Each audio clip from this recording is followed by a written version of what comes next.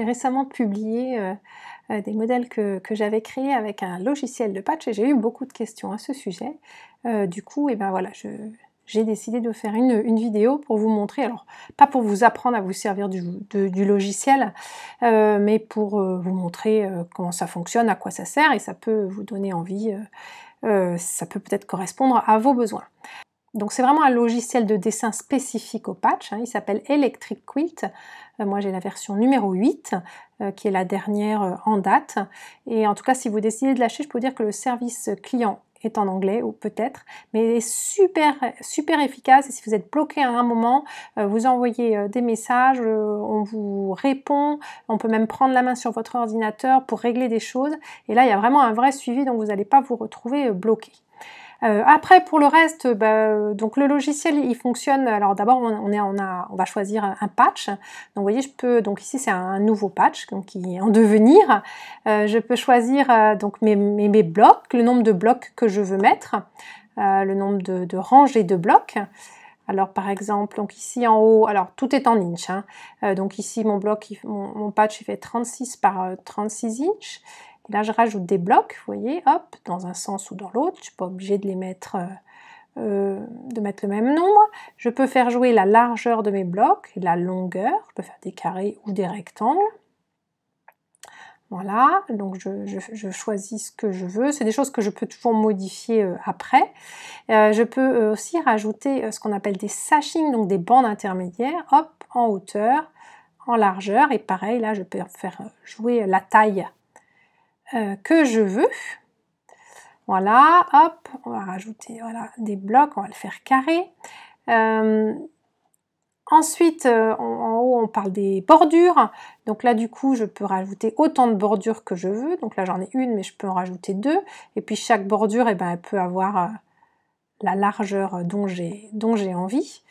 Voilà, du coup je vais mettre sur celle d'avant, que je vais faire un peu plus large aussi. Voilà, donc autant de bordures que je veux.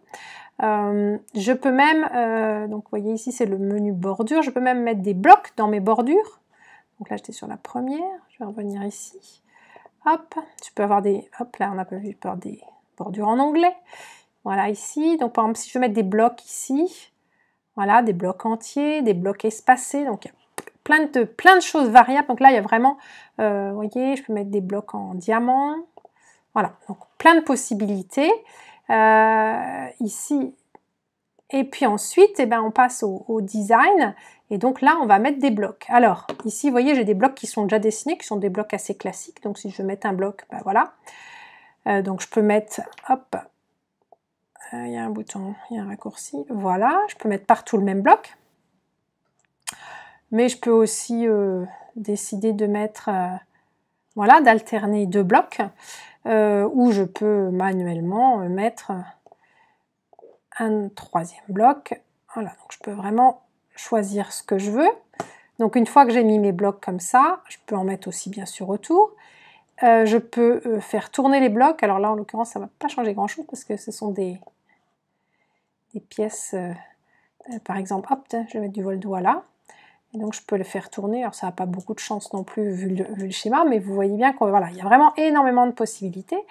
Et puis maintenant que j'ai mis mes blocs, je vais, si je veux, changer les couleurs de ce que j'ai mis. Donc je peux remplacer, hop, voilà, je remplace la couleur, ou alors je peux remplacer toutes les couleurs, toute la même couleur, toute la couleur jaune de mon patch va être transformée ici en ce rouge, et pareil pour les autres. Voilà, mais je peux aussi manuellement sur un bloc, voilà, décider de rajouter ici du bleu, et puis sur une autre, du vert, pardon, et puis sur un autre du bleu. Donc énormément de possibilités. Pareil au niveau ici des bordures, je peux mettre les couleurs que je veux. Voilà. Donc c'est pas un logiciel qui va dessiner pour moi, mais en fait il va me permettre de visualiser les idées que j'ai très rapidement, de faire les essais de tissus. Les tissus en fait on peut les scanner, Donc on prend une photo des tissus où on les scanne et ensuite on les rentre dedans, donc je peux utiliser les tissus que j'ai en magasin. Et donc ça va me permettre de faire plein d'essais avant de trouver finalement le mieux, le modèle qui me plaît le plus. Et ça m'évitera de couper en fait toutes ces pièces dans différents tissus pour me rendre compte que finalement c'est pas cette couleur-là que je voulais. Voilà, tout à l'heure on était dans les patchs, hein, on a choisi donc comme ça, mais on peut aussi mettre les blocs. Voilà, ce qu'on appelle on point, donc sur la pointe. Donc exactement de la même manière, hein, hop, là, avec des bordures et du sashing ou pas, là je ne vais pas en mettre. Et là, après, on va mettre mes blocs. Hop, alors, j'ai pas grand chose comme bloc, mais de la même manière, voilà, je peux mettre mes blocs comme ça. Hop,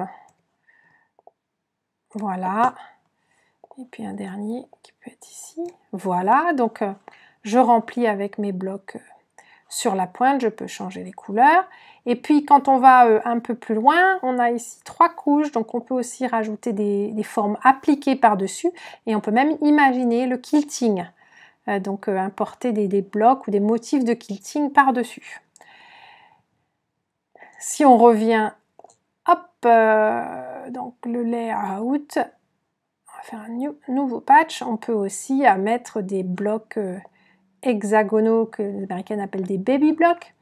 On peut aussi faire des choses horizontales, verticales, et on peut travailler plus loin avec des choses très déstructurées. Il y a aussi tout un moyen de faire des choses déstructurées. Alors c'est un peu plus compliqué, mais en fait on y arrive. Donc beaucoup de possibilités. Et bien sûr au niveau des blocs, en fait je peux dessiner les blocs que je veux. Donc voilà, donc soit je les dessine à partir de rien, hein, donc hop, par exemple, voilà, et puis ensuite je peux décider de faire quelque chose comme ça,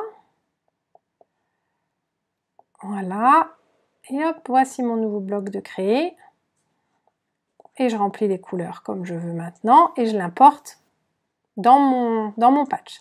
Donc là, mon bloc était assez simple, mais je peux aussi faire des blocs avec des arrondis par exemple. Voilà, donc j'ai des repères hein, sur ma grille pour choisir les couleurs. Voilà, je peux décider de le couper en deux, par exemple, comme ça. Pareil, de faire une autre diagonale. Voilà, donc vraiment, le champ des possibles est très important. Voilà.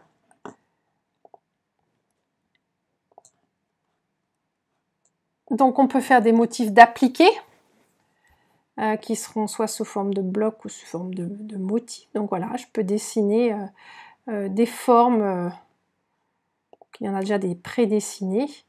Voilà, donc je peux par exemple, vous voyez, hop, faire des pétales comme ça. Voilà, pour faire une fleur en appliqué. Hop. Voilà, je vais la colorier. Très joli pour une fleur. Voilà. Et puis ensuite, quand je vais arriver sur mon... hop, vous voyez, vous vous rappelez de mon patch de tout à l'heure. Voilà, et par exemple, je vais mettre ici mon bloc d'appliqué à la place des blocs piécés que j'avais mis tout à l'heure. Voilà. Voici le patch qui s'appelle Harlequin, c'est un modèle qui est en vente en boutique. Et en fait, pour un cours qui s'appelle la couleur dans le patchwork, un cours pour vous aider à changer les couleurs, je me suis amusée en fait à faire plein de changements de couleurs différents. Voilà, et je vais vous les montrer comme ça. Voilà. Hop. Et donc voici plein d'essais différents. C'est toujours exactement le même patron avec les mêmes blocs qu'on appelle le Storm at Sea. Et voilà, plein de possibilités de couleurs avec des... Là, il y a plutôt beaucoup d'unis, mais là aussi, il y a des faux unis. Voilà, plein de possibilités. Et c'est vrai que ben voilà, il n'y a pas vraiment d'autres moyens de tester plein de coloris. Et du coup, on peut trouver celui qui nous correspond le mieux, qui a le plus de contraste, en fonction de ce qu'on a envie, tester des mélanges de couleurs et des dispositions. Là, vous voyez, j'en ai 50, je vous en ai montré 53. Alors bien sûr, je dessine souvent avant, que soit je dessine ou je monte quelques blocs pour essayer. Donc ça dépend un peu de la façon dont on travaille. Il y a différentes sources d'inspiration au départ, et puis on ne travaille pas toujours pareil. Enfin, tout le monde travaille différemment, et en plus, en fonction du projet, on travaille aussi de manière différente. Là, par exemple, je vais vous montrer, donc c'était le kit mystère de l'année dernière, hein, qui s'appelait donc la parenthèse enchantée. Et je l'ai beaucoup travaillé sur ordinateur. J'avais les tissus devant moi, je savais qu'ils allaient bien ensemble. Et en fait, je l'ai vraiment presque entièrement fait sur ordinateur. Donc, vous voyez, ça, c'était un des premiers... voilà, enfin, c'est pas le premier, mais voilà, ça a commencé comme ça. Et puis, je vais vous montrer un peu toutes les versions que j'ai sauvegardées. Donc, on voit bien. Alors là, j'ai fait des changements de tissu, c'était pour isoler, en fait, pour faire des tests, pour voir un petit peu. Je n'allais pas garder ce jaune, mais ça me permettait d'isoler le reste. Voilà, comment j'ai rajouté les blocs. Hop, tester. Rajouter des choses dans les coins. Hop, encore une bordure supplémentaire. Voilà, on approche un peu plus de la fin. Et donc, plein de possibilités. Là, je l'ai passé en uni, on revient là, hop.